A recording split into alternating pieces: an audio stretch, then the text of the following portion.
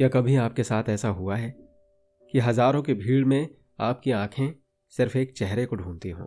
वो चेहरा जिसे आप जानते तक नहीं, जिससे कभी बात नहीं हुई, पर जिसकी मौजूदगी भर से आपके दिन की सारी थकान मिट जाती है।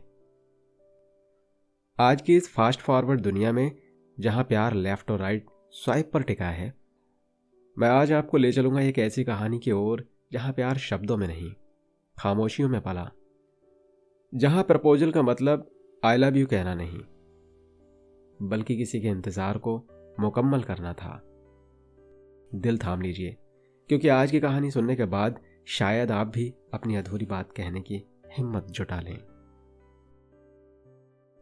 आर्यन पेशे से सॉफ्टवेयर इंजीनियर, लेकिन दिल से एक मुसाफिर। दिल्ली की येलो लाइन मेट्रो और हुडा सिटी सेंटर का वो आखिरी स्टेशन उसकी रोज की जिंदगी का हिस्सा था। आर्यन की जिंदगी में सब कुछ कोडिंग की तरह सेट था, सिवाय शाम की उस 6:15 वाली मेट्रो के। ठीक 6:15 पर कश्मीरी गेट स्टेशन पर वो आती थी, महर। महर की आंखों में एक अजीब सी चमक थी और हाथ में हमेशा कोई ना कोई पुरानी किताब। आर्यन उसे रोज देखता, कभी हिम्मत नहीं हुई बात करने की। वो बस उसे दूर से देखता और अपनी डायरी में कुछ लिख लेता। आज की जनरेशन इसे स्टॉकिंग कह सकती है, लेकिन आर्यन के लिए यह सुकून था। पूरा 1 साल बीत गया, न महर ने कभी उसे देखा, न आर्यन ने कभी कुछ कहा। पर किस्मत को कुछ और ही मंजूर था। प्रपोज डे से ठीक 1 दिन पहले मेट्रो में बहुत भीड़ थी। अचानक मेट्रो को इमरजेंसी ब्रेक लगाना पड़ा। महर का संतुलन बिगड़ा और उसकी किताब आर्यन के पैरों में जा गिरी। आर्यन ने किताब उठाई। वो गुलजार की नज्मों की किताब थी। उसने महर की तरफ किताब बढ़ाई। महर ने मुस्कुराकर थैंक यू कहा। बस वो 2 शब्द, आर्यन को लगा जैसे उसकी पूरी साल भर की कोडिंग का आउटपुट मिल गया है। लेकिन अगले ही पल महर का फोन बजा। उसने फोन उठाया और कहा, बस कल का दिन और फिर मैं ये शहर छोड़कर हमेशा के लिए जा रही हूं। कल का दिन आखिरी है। आर्यन के पैरों के तले जमीन खिसक गई। जिसे अभी तक मिला भी नहीं, उसे खोने का डर कैसा होता है, यह उस रात आर्यन ने महसूस किया।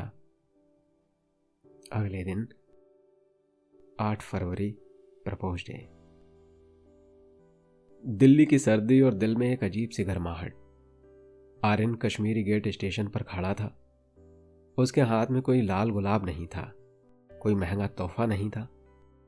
उसके पास थी तो बस एक छोटी सी कागज की पर्ची और 2 कुल्हड़ वाली चाय। 6:15 की मेट्रो आई। महर उतरी। आज वो उदास लग रही थी। आर्यन ने अपनी सारी हिम्मत जुटाई और उसके पास जाकर रुक गया। महर ने उसे पहचाना। आर्यन ने बिना कुछ बोले एक कुल्हड़ उसकी तरफ बढ़ाया। महर ने चौंक कर पूछा, ये क्या है? आर्यन मुस्कुराया और बोला, ये वो बात है जो पिछले 365 दिनों से मेट्रो के शोर में दब गई थी। मैं नहीं जानता आप कहां जा रही हैं, क्यों जा रही हैं, पर मैं बस इतना जानता हूं कि कल से मेरी शामें फिर से बेजान हो जाएंगी। ये चाहे प्रपोजल नहीं है, ये शुक्रिया है उन खामोश मुलाकातों के लिए जिन्होंने मुझे जीना सिखाया। मेहर ने चाय का कुल्हड़ हाथ में लिया। चाय की भाप के बीच उन दोनों की आंखें मिली। मेहर ने धीरे से कहा, मैं सोचती थी कि इस शहर में किसी को फर्क नहीं पड़ता कि कोई आ रहा है या जा रहा है, पर आपने तो मुझे देख लिया। आर्यन ने अपनी डायरी का वो पन्ना फाड़कर महर को दिया जिस पर उसने महर का एक छोटा सा स्केच बनाया था और नीचे लिखा था, सफर खूबसूरत है, मंजिल हो न हो। महर ने वो पन्ना अपने पास रखा, मुस्कुराई और अपनी ट्रेन की ओर बढ़ गई। कोई नंबर एक्सचेंज नहीं हुआ, कोई बड़े वादे नहीं हुए।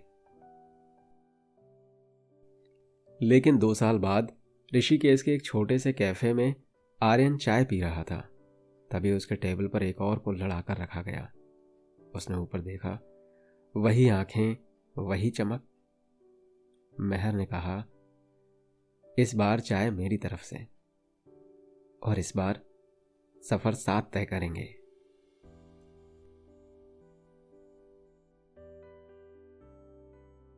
तो दोस्तों, ये थी आर्यन और मेहर की वो कहानी जो हमें सिखाती है कि प्यार सिर्फ पा लेने का नाम नहीं है, कभी कभी किसी को सिर्फ महसूस करना भी प्यार है। अगर इस कहानी ने आपके दिल के किसी कोने को छुआ हो तो कमेंट में अपना फेवरेट हिस्सा ज़रूर लिखिएगा। और हाँ, अगर आपकी ज़िंदगी में भी कोई ऐसी मेहर या आर्यन है जैसे आप अपनी बात नहीं कह पा रहे, तो इस वीडियो को उनके साथ शेयर कर दीजिए। शायद ये कहानी आपकी बात कह दे। अगली कहानी इससे भी खास होने वाली है। एक ऐसी दास्तान जो रूह तक उतर जाएगी। उसे मिस न करने के लिए स्वर्णिम साहित्य को अभी सब्सक्राइब करें और बेल आइकन दबा लें। मिलते हैं अगली वीडियो में। तब तक के लिए प्यार करते रहिए और साहित्य सुनते रहिए।